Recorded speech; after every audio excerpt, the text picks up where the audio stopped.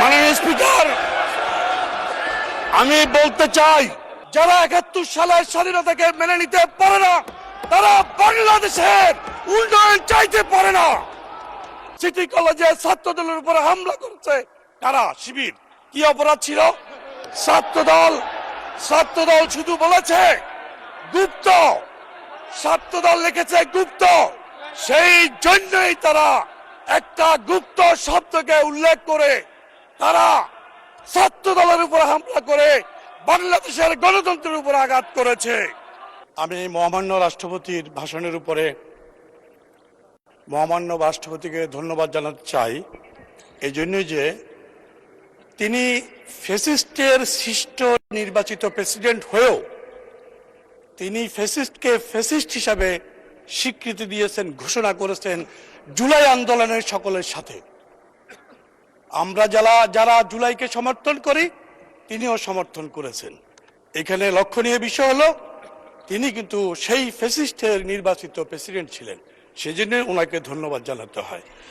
আমি প্রেসিডেন্টকে ধন্যবাদ জানাই আমাদের প্রিয় নেত্রী যে নারীদের শিক্ষার জন্য যে ঐতিহাসিক ভূমিকা রেখেছিল, সেই বেগম খালেদা জিয়ার কাজকে তিনি স্বীকৃতি দিয়েছেন। আমি ওনাকে ধন্যবাদ জানাতে চাই প্রেসিডেন্টকে।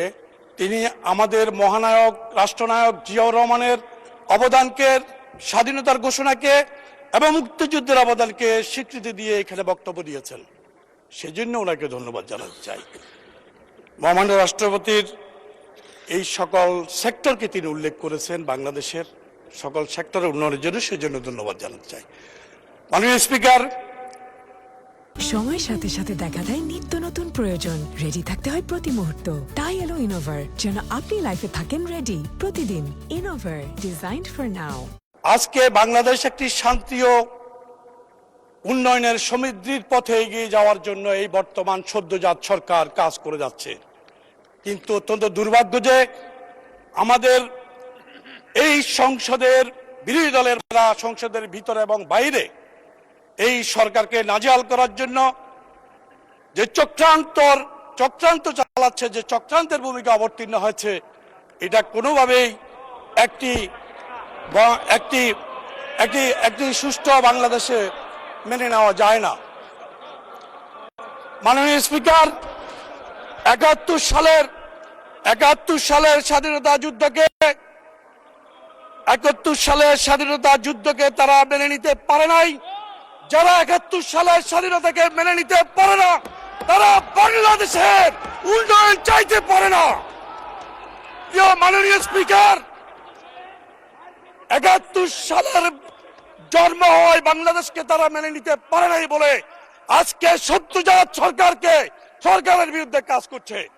মাননীয় স্পিকার, আপনি শুনেছেন চট্টগ্রামে গতকাল সিটি কলেজে ছাত্রদলের উপরে হামলা করেছে কারা? শিবির। কি অপরাধ ছিল?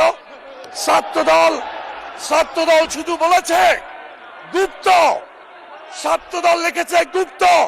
সেই জন্যই তারা একটা গুপ্ত শব্দকে উল্লেখ করে তারা ছাত্রদলের উপর হামলা করে বাংলাদেশের গণতন্ত্রের উপর আঘাত করেছে।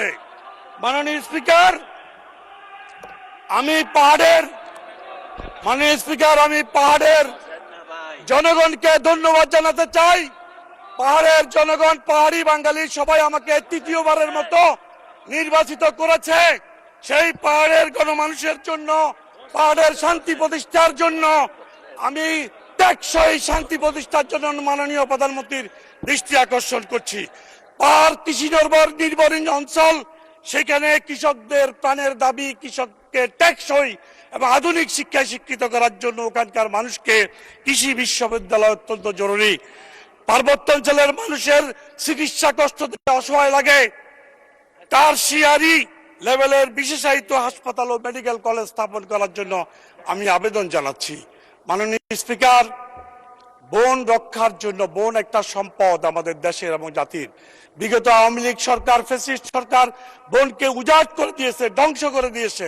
সেই বনকে রক্ষার জন্য মাননীয় স্পিকার, একটি বন গবেষণা অত্যন্ত জরুরি, যা দেশের অর্থনীতিকে সমৃদ্ধ করবে। মাননীয় স্পিকার, পাহাড়ের মানুষ অত্যন্ত অবহেলিত, তাদের জন্য টেকসই উন্নয়ন দরকার। গ্রামীণ উন্নয়ন দরকার। অতএব এই বিষয়ে সরকার নজর দিবে, এটা আমার দাবি। আজকে আমাদের বিরোধী দলের ভাইয়েরা খেপে উঠেছে এই সংসদে, গণতান্ত্রিক ভাবে কথা বলার অধিকার তারা দিতে চায় না। চট্টগ্রামের ছাত্রদল কি কথা বলেছে, গুপ্ত বলেছে। এই সংসদে আমরা নির্বাচিত হয়ে আসছি কথা বলার জন্য। বিরোধী দলের ভাইয়েরা আজকে কণ্ঠ চিপে ধরতে চায়, ফ্যাসিস্টের গলা চিপে ধরতে চায়। তার প্রকাশ এখানে চট্টগ্রামের ছাত্রদল একটা শব্দ লিখেছিল গুপ্ত।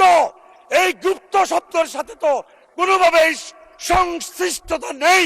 গুপ্ত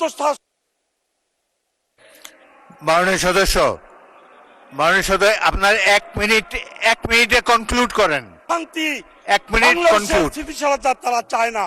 মাননীয় স্পিকার,